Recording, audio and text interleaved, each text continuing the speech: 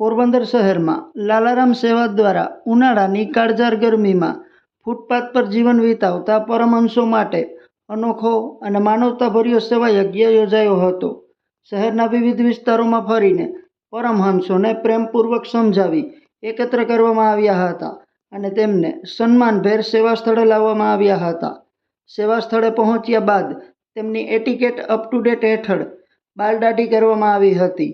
હૂંફાણા પાડીથી સ્નાન કરાવવામાં આવ્યું અને નવા સ્વચ્છ કપડાં તેમજ ચપ્પલ પહેરાવવામાં આવ્યા।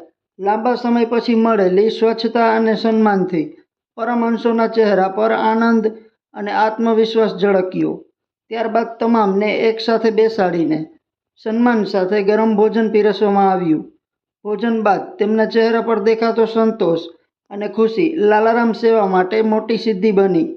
આ સેવા કાર્ય માત્ર એક દિવસ પૂરતું નહીં, પરંતુ છેલ્લા ઘણા વર્ષોથી લાલારામ સેવા દ્વારા શ્રમિક બાળકોને નાસ્તો, પશુઓ માટે ચારો, હોસ્પિટલમાં દર્દીઓને સેવા અને જીવદયા જેવી વિવિધ પ્રવૃત્તિઓ સતત ચાલી રહી છે।